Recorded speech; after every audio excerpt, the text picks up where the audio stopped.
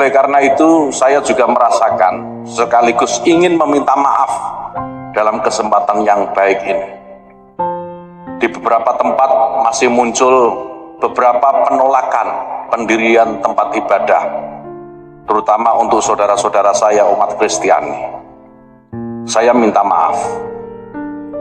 Mungkin yang sedang melarang-larang itu, yang tidak ingin tempat ibadah berdiri, pikniknya kurang jauh.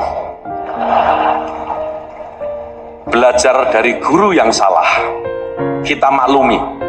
Itu saudara kita yang sedang tersesat dan mari kita tunjukkan ke jalan yang benar. Kami pemerintah sedang berusaha, sedang merumuskan sebuah peraturan.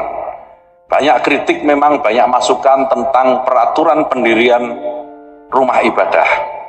Sebagian saudara-saudara kita minta agar peraturan pendirian rumah ibadah dicabut saja, karena ini akan mempersulit umat untuk mendirikan tempat ibadah. Di sisi yang lain ada yang minta udah biarkan saja. Itu penting. Kami pemerintah mengambil jalan di antara keduanya. Bapak Ibu sekalian, logika dasar yang kami gunakan bahwa negeri ini harus memiliki aturan. Tidak boleh negeri ini tidak memiliki aturan. Pencabutan peraturan pendirian rumah ibadah itu kalau kita renungkan, sebagaimana tadi Pendeta Jeki juga sampaikan, kita ini harus merenung. Kita merenungkan sedikit saja. Kalau tidak ada peraturan mendirikan rumah ibadah, maka di mana satu agama mayoritas, ya, itu nanti isinya di tempat itu ya rumah ibadah agama itu saja. Sebut misalnya di Jawa Barat ini mayoritas Muslim. Kalau tidak ada aturan pendirian rumah ibadah, maka di sepanjang jalan, di sepanjang wilayah satu daerah itu, sepanjang mata kita memandang yang ada hanya rumah ibadah umat Islam saja. Sebaliknya nanti di Sulawesi Utara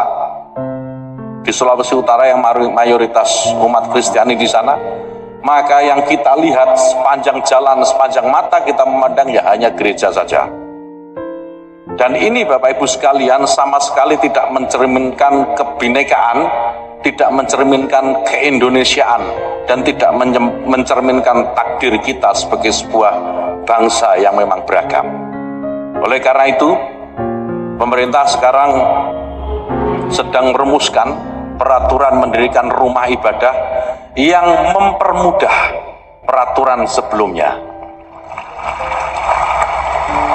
Tetap diatur, tetapi bagaimana peraturan ini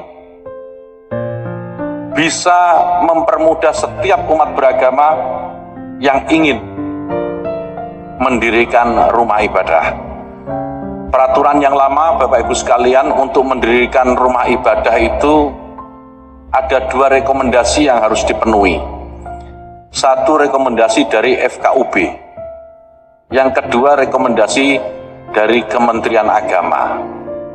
Di peraturan yang baru kami usulkan kepada Presiden agar pendirian rumah ibadah itu hanya cukup 1 rekomendasi saja, tidak perlu ada rekomendasi FKUB.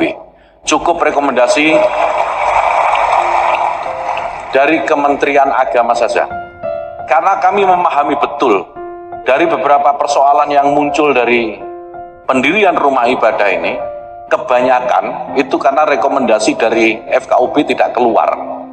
Sehingga pemerintah daerah tidak berani memberikan izin IMB bagi rumah ibadah.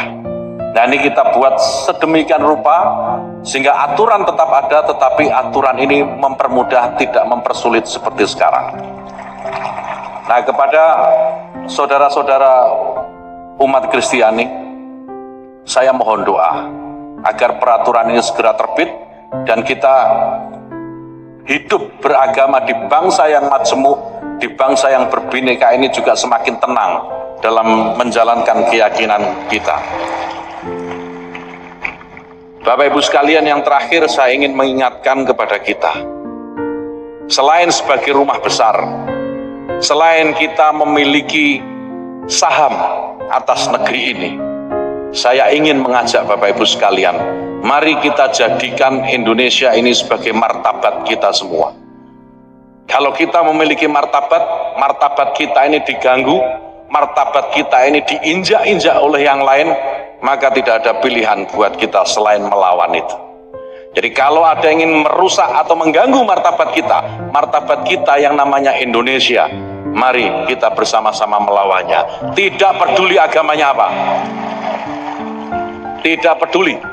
Kalau yang mengganggu martabat kita sebagai sebuah bangsa ini, agama tertentu sudah nggak peduli.